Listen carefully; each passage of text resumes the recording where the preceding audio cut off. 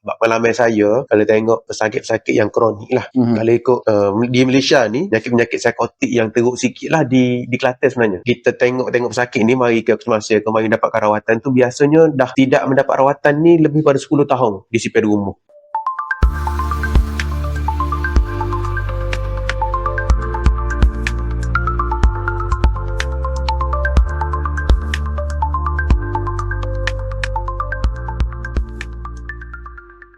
Bismillahirrahmanirrahim. Assalamualaikum warahmatullahi wabarakatuh. Kembali bersiaran ataupun bersama dengan podcast episod kedua Kopi dan Stetoskop. Hari ini saya Dr. Zaim Samsuri bersama dengan artis jemputan ataupun doktor jemputan kita, Dr. Ashraf Osman. Assalamualaikum. Waalaikumsalam. Hari ini kita nak buat satu topik berkenaan kesihatan mental dan kita sebenarnya Dr. Ashraf ni cubaan kedua untuk kita buat podcast hari ni supaya ramai dapat manfaat daripada ceritaan yang kita buat isu kesihatan semasa. Dan sebelum nak pergi lebih jauh lagi, yang saya kenal Dr. Ashraf ni sebagai orang di unit psikiatri ataupun mahir psikiatri, sekarang ni menyambung kepakaran tahun kedua menyambung psikiatri. Boleh ceritalah sikit bagaimana psikiatri, macam mana minat, macam mana, silakan. Okay, Bismillahirrahmanirrahim. Assalamualaikum. Terima kasih Dr. Zaim atas jemputan untuk podcast kali ni lah. Jadi difahamkan kita Kelantan, tak masalah tak? Tak ada. Yang berjumpa biasa dia. Untuk latar belakangnya, psikiatri ni, saya lah bertugas di psikiatri start tahun 2019. Di hospital pakai USM lah. Saya pakai USM ni masuk tahun ke berapa dah ni? Tahun ke-5, dan baru masuk sambung kepakaran lah tahun kedua. Dia sudah pakai USM. Maknanya daripada awal lagi duduk USM lah. Duduk USM. Jadi tak tubik Kelantan. Tak tubik Kelantan. Mungkin kita tanya lah. Tapi hari ni kita nak tanya pasal masalah kesihatan mental ataupun sakit mental. Tapi sebelum tu saya nak pergi tanya, ada beza ke tak masalah kesihatan mental dengan sakit mental ni? Penyakit mental lain, masalah kesihatan mental lain. Tapi kalau kita bahasa kata orang Kelantan panggil gila dua-dua, macam mana sebenarnya? Boleh kita sebut kalau gila ni dalam kronik, dalam psikiatrik ni ada beberapa jenis je. Yang kata gila, yang mana hilang kewarasan tu. Hilang kewarasan tu. Bukan semua penyakit psikiatri tu panggil gila lah. Gila, apa yang boleh kita faham adalah hilang kewarasannya. Ada setengah dia ada masalah kesihatan mental, tapi tidaklah kata gila. Okey, kata gila. Kalau kata gila ni kak, kita ngaji agama ni kak, tidaklah diwajibkan semaya tu. Okey. Itu pada hilang kewarasan akal tu. Tak perlu semaya. Jadi untuk masalah saya ayat tadi ni, masalah kesihatan mental, masalah kesihatan mental dengan penyakit mental berbeza lah. Boleh kita start cerita masalah kesihatan mental ni ada banyak jenis. Kesihatan mental ni dia berpunca dari segi, saya rasa nak start dari segi definition dulu lah. Sila. Sebab apabila kita faham definisi sihat tu sendiri lah, mana pertubuhan kesihatan dunia, dia tafsir sihat tu lagu mana, 3 peringkat lah. Tiga area dia kata kena sihat ni. Dia seteraan dari segi fizikal, yang kedua dari segi mental, yang ketiga adalah sosial. Fizikalnya fizikal lah. Ni yang biasa kita bincang lah tak? Kesihatan mani lah, apa darah tinggi lah, fizikal. Yang kedua mental, bagaimana minda dia, pemikiran dia, emosi dia, ada kestabilan. Yang ketiga sosial. Sosial ni kemampuan dia hidup dalam masyarakat. Kalau cikgu boleh pergi ngajar, kalau belajar boleh pergi belajar, pergi sekolah ke apa. 3 komponen ni, kalau lah comel 3 komponen ni lah, barulah disebutkan kesihatan sebenar. Baru betul-betul sihat. Tapi orang kata cara kalau stres tu kira tak sihat jugalah. Okey, kita pergi pula kalau ada stres. Stres ni itu mungkin ada gangguan kesihatan mental sahaja. Gangguan sahaja. Dan apa sebut gangguan? Kita sebagai manusia, kita manusia ni tidak lari dengan perasaan-perasaan. Stres, kata apa? Suka, sedih, marah. Itu adalah emosi biasa. Maksudnya dia tidak lagi penyakit dan sebagainya. Tidak. Cuma gangguan. Gangguan di mana peringkat stres dia tu luar daripada range normal. Range normal. Tapi dia boleh balik asas mula kalau dia boleh urus dengan baik. Dia kata ada gangguan kesihatan mental. Dari peringkat awal ni, yang paling penting kita detect kita ada gangguan tu. Gangguan ni bukan jin iblis. Jin juga ramai lah dia sebut, ni kena masuk ke jin ni kena atas sihir lah. Itulah sebab nak tanya, biasa kalau bincang pasal kesihatan mental ni, mula-mula sebelum jumpa dengan doktor, mungkin ramai kata pergi bermodah tak jadi bawa sini ke macam mana? Ya, dia pergi jajak dulu. Sebab saya rasa itu boleh kita bincangkan juga lah. Sebab apa orang lambat pergi jumpa psikiatri ni adalah isu stigma. Kita stigma tu. Stigma lah ke mana? Orang berasa apa macam segan nak pergi, takut orang kata. Gitu maksudnya. Betul. Dia salah anggap tentang sesuatu tu menyebabkan dia tidak dapat apa yang patut dia dapat. Itu adalah stigma. Stigma ni boleh jadi mari kita sendiri kat atas diri kita ataupun masyarakat kat kita. Okay. So, bila ada stigma ni dalam masyarakat kita, dia akan menyebabkan kita ni lambat nak pergi jumpa perawat sebenar lah. Nak jumpa doktor psikiatri. So, sebab aku pergi ke takut orang kata aku masuk klinik psikiatri. Orang salah anggap lah kita ni gini gitu gini. So, dia lambat. Dia pergi ikut keliling-keliling dulu. Dia jajak rumah-rumah tu bomo, rumah-rumah ustaz. Jadi, barulah kali habis pucah, habis duit, ribu-ribu, tak jadi, barulah dia pergi. Habis usaha dah tu. Baru dia pergi lambat. Sebab dia tahu dia sakit. Mungkin masalah psikiatri, masalah mental. Tapi dia lambat pergi jumpa tu, mungkin disebabkan stigma yang boleh berlaku dalam masyarakat dia, keluarga dia, di tempat tidur dia ni kan. Sebab isu tu apabila orang tak faham, dia jadi stigma lah. Tu lambat orang dapat rawatan. Patut pergi jumpa doktor umur tu. Kalau doktor boleh bagi tahulah, orang Kelantan kita ni ramai ke pesakit mental? Maksudnya mungkin statistik doktor tak dapat bagi sekarang, cumanya sepanjang doktor bekerja di sana di USM tu. Okey. Ini kalau sebut data tu gak maknanya yang didiagnose dan direkodkan. Tapi kita tidak nafikan ada lagi di masyarakat kita ni tidak didiagnose. Okay. Sebab pengalaman saya kalau tengok pesakit-pesakit yang kronik lah. Kalau ikut di Malaysia ni penyakit-penyakit psikotik yang teruk sikit lah di Kelantan sebenarnya. Di Kelantan, yang Mesoho lah.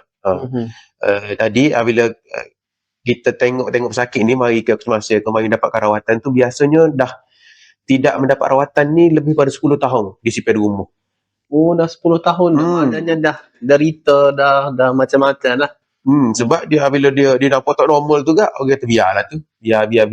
Selagi tak ganggu orang. Dia orang Kelantan ni kita dua ya. Selagi tak ganggu orang, selagi tak bahaya diri dia. Dia kelok aja. Dia tak kira rawatan lah. Tak kira rawatan. Sebab once dah masuk besar sikit gak, ada kayak isu tak ada orang nak jaga ni, mak ayah mati ke apa dia, adik-beradik pergi jauh. Situ pun salah satu punca barulah dia nak startkan rawatan.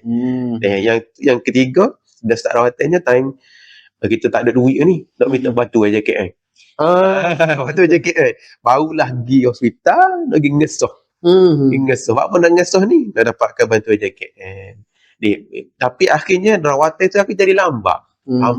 Dan bila terutamanya psikosis lah. Psikosis ni dia ada halusinasi dengan suara ke apa kan. Duk jalan sore, dia duk jalan-jalan senyum sore, kecek sore. Dia tak kacau orang. Dalam keadaan gitu, itu adalah tidak sihat dah. Tapi dibiarkan masyarakat tidak ambil proaktif lah untuk mendapatkan rawatan untuk dia. Dia sampai kau tahap lewat lah baru lagi. Akibatnya, mungkin kognitif dia tu dah merosot lah. Dia jadi macam orang tak boleh urus diri. Umur 30 macam umur 10 belas-belasan. Sebab tahap kognitif dia sudah menurun. Itu antara di masyarakat kita, kadang masyarakat kita lah dengan masalah psikiatri ni.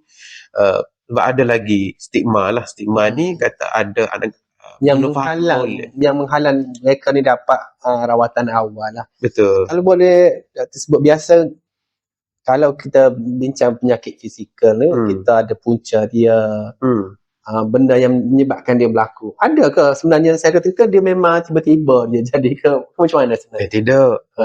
Dia ada banyak faktor kan. Jadi bila sebut faktor ni, dia atas setiap individu orang yang ada masalah kesihatan mental ni tidaklah sama di antara satu sama lain. Dia tidak macam, tidak sama, tipikal lah kita panggil. Kalau sakit jantung ni kena ada ABC, baru dia sakit. Okey. Saya kena cukup luas lah. Ya, sebab tadi faktor ni dia boleh terangkumkan dalam tiga aspek lah. Satu biological. Biological ni sistem badan kita lah. thyroid contohnya, bagi hormon, kalau tak stabil pun boleh menyebabkan sakit psychiatric. Psychological ni adalah coping dia, gaya pemikiran dia, maturity dia, IQ dia. Dan adalah social. Yang ketiga adalah social. Social ni banyak sikit social lah, sebab pembesaran dari segi keluarga, bagaimana faktor dia dengan saing-saing, dan faktor pekerjaan dia, itu faktor social. Jadi biopsychosocial lah, itu model yang biasa kita guna untuk kenal pasti antara punca-punca nyakit ni. Biologi ni kalau sebut satu kita mula biologi tu sebut genetik. Genetik sebenarnya 1% yang boleh menyebabkan risiko. Sikit sangat lah. Ya, ada kajian kata saya mudahkan lah untuk memahami. Nak sebut genetik ni bukan faktor solid untuk menyebabkan sakit mental. Dia anak kembar dilahirkan oleh ibu yang sama, ibu yang ada sakit mental.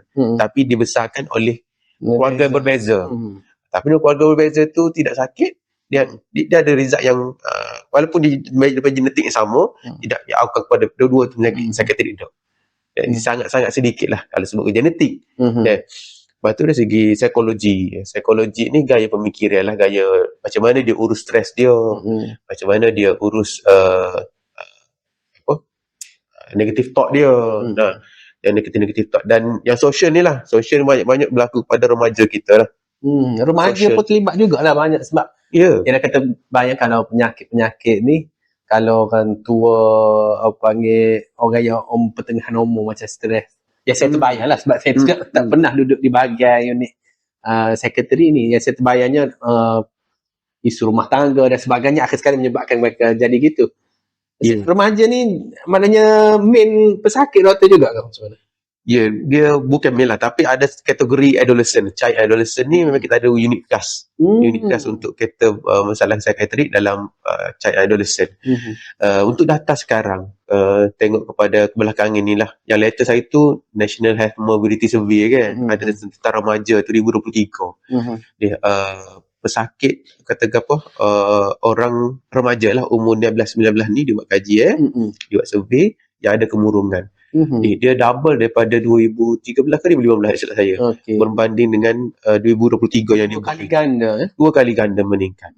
Di dua kali ganda ni 4.9% lah saya ingat saya data tu. Remaja kita ni mengalami masalah kemurungan. Masya Allah. Kalau dari 100 orang, 5 orang tu mesti kemurungan. Ya, kalau nak kira population rakyat kita kat 1.5 juta.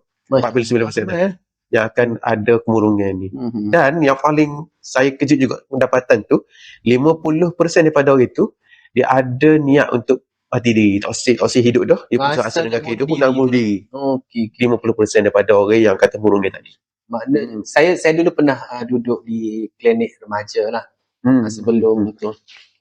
Saya ramai klien ataupun patient yang datang, maknanya mereka datang sebenarnya untuk penyakit-penyakit lain, contohnya dia akan sakit perut. Dia tak jujur lah. Sebenarnya dia nak MC dan sebagainya. Bila kita deep lagi, barulah dia cerita dia stres dan akhir sekali dia tunjukkan kesan-kesan cala pada apa panggil di tangan dan sebagainya. Cubaan untuk bunuh diri tu. Bukan seorang, banyak juga saya jumpa. Ni ada trend biasa ke macam mana? Sebab saya kalau tengok, maknanya kalau saya tengok 2-3 orang tu, ni agak teruk ni sebenarnya. Ya, kadang-kadang remaja ni dia isu kelas tangan kan. Tapi anak-anak muda kita sebut bakut. Ada bakut, ada istilahkan bakut. Kadang-kadang muda tahulah benda tu trend ko. Dia kata kalau sorry lah, dia kata dia jawab kepada saya, kalau buat bakut tu rasa relief ataupun rasa apa panggil puas lah, maknanya hilang masalah. Salah satu dia coping. Saya pun tak tahu benda tu sebagai tu dia ke macam mana. Betul. Kalau kita mengaji fizik dulu kita faham energi tu tidak boleh dicipta dan tidak boleh dimusnahkan. Konsep energi kan. Saya ingat energi dia. Law dia tu ingat tapi energi. Emotional gitu juga. Emotional ni sort of inner energy kita duduk dalam diri. Kalau tak boleh pergi, dia akan salur ke tempat lain. Biasa kalau cara-cara sihat untuk ventilate, untuk stres ni, kita kecek kita buang pokah ataupun lega, kemah rumah buat hobi kita akan lega. Tapi apabila duduk keadaan duduk situasi di mana dia tahu nak teman, tahu nak ayat siapa, orang sekeliling dia tu mungkin dia rasa terancam kalau dia sebut contoh kan. Dia sebut dia kena marah pula. So dia senyap. Habis dia gerai sangat-sangat dia tak nak gimana dia buat physical pain. Daripada emotional pain tadi, sampai lama tu tak, dia akan pergi kepada physical pain. After physical pain tu dia akan release lah. Dan satu lagi, apabila kita buat kesakitan pada fizikal ni, ada satu hormon panggil endorphin. Endorphin ni biasanya tu big time kita exercise. Jogging ke apa ya, exercise. Ada endorphin tu dia cara painkiller kita lah. Bila dia buat kesakitan kita mungkin endorphin ni tubik dan menjadi satu kelegaan emosi untuk dia juga. That's why Coping. Tidaklah saya kata cadang kau untuk buat gitu untuk release stress. Is ada option yang kita boleh pilih. Okay. So kita yang tengok kes macam tu pun jumpa orang-orang yang buat gitu, jangan judge. Tak boleh judge isunya. We listen, we don't judge. We don't judge. We listen, we don't judge. Just active listener. Kita dengar masalah dia. Dan sebenarnya kita cerita tadi, punca-punca stres tu adalah berbeza di antara orang. Mungkin awak ada RM5 tidak stres bagi awak kan.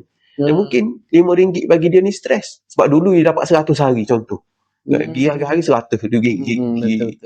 Ada kau 100 hari tak ada. Bayangkan ada kadang gitu kan. 100 hari ke sekolah, tiba-tiba mak ayah tak boleh, RM5. RM5 stres ke main, dah golek. Boleh duit satu. Duduk di kawan ni pula, seorang sayang dia, cukup lah tu, RM5 mau boleh. Dia lain pula. Setiap orang tu berbeza. Ini berkaitan dia sendiri atau environment dia lah. Maksudnya sebenarnya tu, kapasiti tu lain kan Doktor? Maknanya kapasiti, saya tak nak banding saya pun terima macam tu juga. Saya kalau orang suruh elakkan bila kita saya pun pernah macam awak juga. Orang suruh elakkan sebab nak sebut benda tu dia kata. Ni comel Tuhan susung. Comel Tuhan susung hidup tu atas kapasiti kita. La yukallifullahu nafsan illa wus'aha. Jadi dalam kisah tadi ni, saya nak buka dulu tentang fisiologi badan kita ni. Contoh orang asli lah. Orang asli tak akan selipar kan. Tapak kaki dia jalan, seumur tapak kaki dia kerah lembut. Kerah kan? Cuba kita, tak ajin jalan atas batu, jalan tak? Sakit. Sebab kehidupan dia tu tidak dilatih untuk batu ataupun kasar gitu. Orang asli tak apalah sudah dilatih dan body dia sudah kuat. Tapak kaki dia kerah tu. Dia boleh jalan jijak kemari-kemari gitu ya. Supaya juga bahagian psikologi, psikiatri ni juga ni. Bagaimana dia dilatih kehidupan dia ni, terbiah kehidupan dia kan. Daripada kecil sampai ke besar. Itu proses terbiah dia. Bila diproses dengan banyak ujian di kehidupan dia ni, kata apa dia akan menghasilkan satu resilient atas diri dia lah. Atas dia, kemampuan dia untuk hadapi stres. Jadi kalau dia dilatih memang besar je gitu, memang okey, memang dia tak ada masalah lah dapat stres yang banyak. Tapi orang yang dah kata apa tidak latih gitu, tak fair lah. Kalau dapat ujian dan dia stres, dapat ujian yang sama dia stres, tak fair lah sebab Tuhan tidak dilatih, kehidupan dia tu tidak dilatih gitu. Jadi tak boleh nak sebut zaman aku okey je. Iyalah sebab mu dibesarkan gitu. Berbeza lah. Apabila kita faham cerita dia kan, kita dengar molek pahal baru aku faham. Masalah kita ni banyak judge, tak usah listen dulu. Betul. Biasa kita kata kalau penyakit kecil manis, kadar tinggi dan sebagainya dia ubat Sebenarnya kalau pergi klinik sekretari ni dia buat macam mana? Dia orang kata pergi karya otak lalu ke belah mana ke, ni benda yang jadi panggil persepsi lah awal kepada ialah keluarga dan sebagainya, takut pun karya otak dia lah, lagu mana lah. Jadi betul ke benda tu ke macam mana sebenarnya, ke ada rawatan, ubatan, kalau belah mana? Biasa bila saya jumpa sakit lah yang hari first tu, saya nampak lah dia macam takut-takut. Biasa saya tanya dulu saya akan puji dia satu, ini susah juga awak nak mari klinik saya ni. Saya ucap tahniah lah sebab awak ada keberanian nak mari. Boleh cerita ke apa-apa kesusahan yang awak hadapi sebenarnya nak mari sini ni? Itu sebelum cerita penyakit dia lah. Nak welcoming dia tu, nak validate dia, keberanian dia nak mari jumpa kita kan. Habis dulu kita tanya dia lah berapa masalah pahaman ke apa orang dia gitu kan. Jadi antara benda dia takut kalau mari sini kan tak ubat kan, takut ketagih ubat pula. Takut ketagih ubat. Yang kedua dia takut gantung dengan ubat. Dan gantung dengan ubat. Jadi yang ketiga itu mungkin current tu tak semua orang tahu. ECT tu sangat teruk dalam kritikal lah, yang tu kita tak buat semua. Jadi dalam rawatan psikiatrik ni dia tidaklah masuk je klinik psikiatrik auto ubat. Tak. Dia tengok kepada severity clinical lah, tengok asal dia ni lagu mana, kalau perlu ubat baru kita start. Dia banyak lagi dari segi non pharmacological tanpa ubat. Contoh counselling kan. Counselling, kita ada counselor, kita ada psikologis. Itu antara supporting team kita lah dalam Dia lain-lain lah tu. lain-lain. Dia counselor, psikologis, psychiatrist, lain-lain. Saya ada terbayang kalau psychiatry ni boleh kawal pemikiran orang biasanya. Ya, tidak begitu. Tapi ramai orang faham begitu. Betul lah tu. betul. Bila tidak masuk dalam bidang ni, tak faham. Jadi penting jugalah dalam podcast ni pun kita kena cerita. Apa yang outcome yang akan dapat kalau pergi rawatan psikiatri. Yang pertama, dia expect boleh faham apa yang dia alami. Setengah orang ni, buat apa aku ni, aku tak faham, buat apa aku stres ni, buat apa aku mudah marah ni, buat apa aku gini. Dia tidak faham apa yang berlaku tentang body dia. Diri sendiri. Bila kita beri kefahaman tentang emosi lagu ni, pemikiran dia lagu ni, dia akan lebih reda sedikit, tenang sedikit dengan apa yang sakit. Tak boleh ubat lagi tu. Dia boleh faham, patutlah saya rasa gini doktor. Bila kefahaman tu dia ada, dia akan mula tenang. Dia mula tenang, dia mula fikir, patutlah bereaksi begini, patutlah coping dia macam ni, kehidupan dia macam ni dulu. Dia mula faham tentang body dia, fisiologi dia. Jadi dia lebih tenang lah, lebih lunak untuk dia bercerita lebih tentang penyakit dia ni. Yang kedua, bila dia faham tu, dia tahu option. Dia tahu option segi rawatan. Ada yang doktor ubat gini. Dia option ubat yang boleh kita offer. Dan ubat-ubat ni pun dia tidaklah start ubat A, dia auto sihat. Tidak. Dia ada proses yang panjang rawatan ni lah. Dia boleh try ubat A dulu. Dan biasa doktor-doktor konsep doktor, kita bagi low dose, kita bagi yang tak ada kurang side effect. Jadi dia tak silah memberi mudarat pada sakit tu sendiri. Yang ketiga, pasal ketagih lah. Yang dia faham tentang masuk ubat ni akan gantung dengan ubat. Dia tidak semestinya gitu. Ubat-ubat ni dalam sains ni, dalam hospital ni, tidak semua ubat yang menyebabkan ketagihan. Yang tinggal yang kita buat start ubat tu adalah untuk merawat.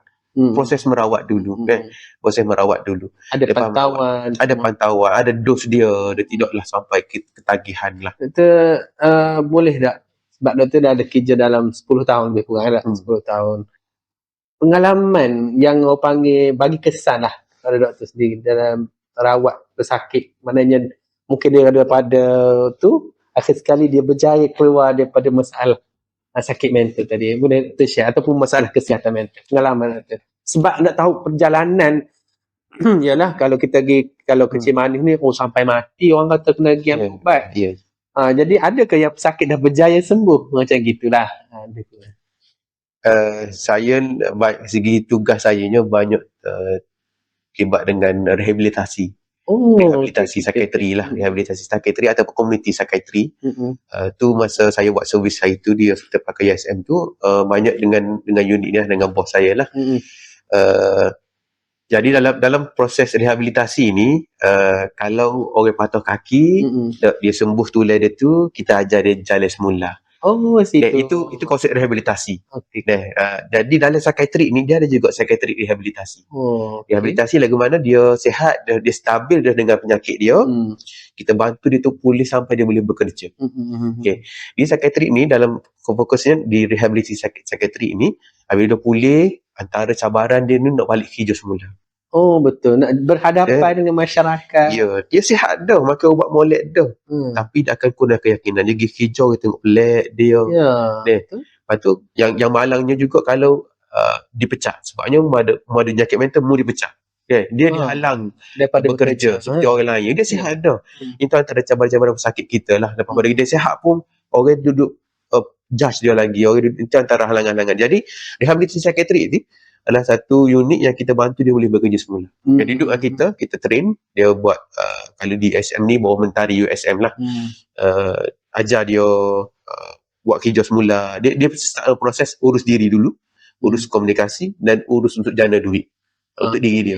Dan kejayaan dia banyaklah hasil kerjasama dengan Pekeso dan ada pesakit sakit yang boleh berjaya sampai dia boleh kerja di Maidin. Dan kita follow up lah. Dia ada program dia. Itulah program yang doktor Buat nak rehabilitasi buat sakit darah bawah rehabilitasi. Mana tak lepas gitu je lah. Dan kita support dari segi satu, kita akan bincang juga dengan majikan nak ambil dia. Okey. Kita bagi tolong bincang. Ya, tolong bincang. Tidaklah kabel, tidak. Kita nak supporting ni, contoh majikan ni ada nampak berubah sikit, kita akan terus support majikan. Dia bagi pengetahuan kepada majikan ni, nyakit dia gini-gini. Dan supaya benda tu kurangkan stigma dari segi majikan dan beri keyakinan kepada pesakit. Sebab kita support. Sekarang ni, ialah nak boleh ke sampai tahap tu. Doktor mention mentari bukan semua yang sedar macam mana nak pergi ke mana, nak ke first step tu. Dapat rawatan. First step dalam rawatan tu agak orang panggil, nak pergi mana mula-mula? Di klinik kau, nak pergi rakyat, apa komisi gila kau, gano. Dia jadi, yang tu yang jadi orang dapat rawatan tu, bila dah simptom tu teruk, dah 10 tahun. Saya rasa tu punca. Jadi, ke mana arah tuju? Perlukah tunggu 4-5 jam? Bolehkah declare GP pulih ke macam mana ke? Baik, nak dapat rawatan ni. Kalau bantuan lah kita kata, bantuan lagi. Bantuan untuk engage dengan sekretari ni lagu mana nak dia. Dia banyak punca lah. Kalau di KKM, dia boleh pergi semudah di klinik kesihatan. Kita pergi klinik kesihatan untuk minta buat saringan. Yang pertama, KKM juga ada jaringan mentari, unit mentari ni lah. Ya, sebab saya mentari ni dia ada di Terry ada, di Pasimah baru buka, di Tanah Merah pun dah ada. Hampir semua jajah ada. Dia attach dengan Secretary Services ni dah. Tapi USM ni dia luar daripada KKM. Tapi masih guna nama yang sama. Mentari at USM lah, itu bawah USM. Konsep dia sama juga, one stop center untuk kita mari buat saringan. Dia buat saringan lah. Kalau di klinik-klinik pakar pun ada saringan walk-in. Di HRPZ pun ada walk-in, dia akan triage. Maknanya GED lah, kecemasan lah ke macam mana tu? Dia boleh juga, kalau saya tanya saya secara nak pergi ke mana, nak pergi kecemasan ke nak pergi mana? Klinik kesihatan dulu lah biasanya. Biasa klinik kesihatan lah, saluran yang terbaik lah kita. Ataupun di Mentari. Di Mentari direct. Ataupun lo ni online dah ada. Kalau sahabat-sahabat boleh pergi Mentari .muh. Dia ada self test. Ada self test. Kita boleh buat questionnaire. Dan tu tak isi nama lagi. Tapi apabila dapat result tu, kalau dah kita decide dia rujuk untuk nak buat rujukan, kita boleh tekanlah untuk buat rujukan. Dia akan pilih mana-mana center yang terdekat. Dia akan ambil appointment untuk kita. Satu benda yang panggil, kadang-kadang doktor pun tak tahu juga, kalau duk unit lain doktor pun tak aware juga. Soalan tambahan lah sebelum terakhir lah. Ada sekarang dirujukan, sekarang kita tengok adik-adik, anak-anak kecil yang autism dan sebagainya. Yang ni kita, yang benda baru dalam 10 tahun kebelakangan ni. Juga saya tengok ada juga di macam mana nak manage, selain nak manage orang tua nak jaga anak tu, nak manage anak tu sendiri. Baik, mungkin ni tajuk lain lepas ni, cuma sebagai pembukaan pada tu. Ada boleh juga terima rawatan. Tu tajuk yang besar lah, tajuk yang besar pasal neurodevelopmental. Sebab itu penyakit perkembangan neuro lah, bukan neuro. So dia ada banyak lah penyakit-penyakit kanak-kanak ni. Ada penyakit-penyakit yang ada time dia dalam proses berkembangan otak tengah berkembang lagi, ADHD, autism, dan banyak perkara lah. Yang banyaknya anxiety, yang ASD lah, autism spectrum disorder. Nampak pelik sikit sebut autism. Nampak pelik sikit autism. Sebab saya duk ni autism ni semua. Saya pergi ke sekolah pun ni autism ni. So isunya samalah, nak bawa ke arah mana lah sebenarnya. Samalah, tapi rawatan untuk anak-anak, kanak-kanak di peringkat awal ni sangat penting lah. Sangat penting sebab dia ada terapi dia lah, occupational therapy, intervention therapy, untuk kita bantu anak-anak kecil ni. Kecil dia proses. Sebab bila duduk kembangan neurologi yang tidak normal ni, dia tidak boleh duduk di saluran sekolah yang sama. Sebab sekolah yang kita ada learn ni tu, sekolah harian biasa tidak sesuai dengan keadaan anak tu lah. Sebab tu ada PKI, dah ada dah kalau sekolah khas. Mungkin kena panggil sekali lagi doktor untuk bincangkan neurodevelopment. Boleh. Banyak benda lagi. Kita hari ni perbincangan cukup panggil sebagai ringkas sebagai masalah kesihatan mental. Doktor, pesanan kepada panggil yang menghidap ataupun pesanan kepada kawan-kawan rakan-rakan, kalau Dr. boleh bagi sebagai kesimpulan pada perbincangan hari ini. Baik, ringkas sempena bulan puasa juga ni. Ini 2 Ramadan. 2 Ramadan kita buat recording hari ni. Kita ambil masalah kesihatan mental ni, nak bagi tahunya bukan zaman ni je ada. Bukan zaman ni je ada. Yeah. Daripada dulu lagi dah ada. Even Nabi junjungan kita Nabi Muhammad SAW pun pernah hadapi stres yang melampau, anxiety yang melampau. Di mana kisah dia menerima wahyu. Kan dia gua Hira, jumpa sakut ke tangga, balik jumpa Siti Khadijah yang peluk dia, yang bagi kam dan bagi rawatan, bagi PFA lah, PFA kan, bagi dia lega. Dan kesedihan. Nabi kita pernah lalui kesedihan zaman tahun kesedihan. Tapi ubat dia apa? Zaman tu Allah bagi syariat solat. Kan Isra Mi'raj tu kan? Dalam Isra Mi'raj. Kenapa adalah prinsip dia, kita faham molek ni, apa Tuhan bagi solat sebagai dalam keadaan jiwa Nabi tidak tenteram, jiwa Nabi yang sedih. Dan ubat dia yang Tuhan bagi, Allah bagi adalah solat. Okey, konsep solat ni yang sahabat yang ingat, kita perbaiki solat kita lah. Daripada perbaiki solat kita ni lah dia akan perbaiki kehidupan kita. Sebab kehidupan kita ni terlalu laju kat dunia ni. Kejar kat tim, kejar kat ni sampai kita tidak fikir tentang diri kita, tak sempat fikir tentang orang kita sayang. Sebab berlaku kejar ni. Jadi apabila solat tu, seolah-olah berhentikan masa untuk kita fokus kita dengan Tuhan. Masya-Allah. Tapi kata, doktor saya maya dah stres juga. Semayang lagu mana? Lagu mana maya kita? Kita semayang yang khusyuk. Perbaiki solat. Lepas semayang jangan putus asa, semayang lagi tapi tingkat kualiti semayang tu. Kualiti dan kuantiti lah. Untuk yang orang lain tu hentikan stigma lah. Betul. Orang lain tu penting juga. Peranan kita bukan dia sakit tu mungkin sebab dia sakit, mungkin sebab orang lain. Masyarakat tu buat dia sakit. Sebab stigma, pandangan yang serong sebagainya deh. Jadi semua kita tu untuk mendapatkan kesihatan yang sempurna, kita kena jaga fizikal, kesihatan emosi kita dan kesihatan sosial kita tu pun kita kena jaga. Itulah definisi lengkap sebagai kesihatan lah. Dr. Ashraf, terima kasih atas slot pada hari ini. InsyaAllah Kopi dan Stetoskop akan kembali lagi dengan edisi-edisi yang lebih menarik, perbincangan tentang kesihatan diri fizikal, mental dan sosial. Assalamualaikum warahmatullahi wabarakatuh.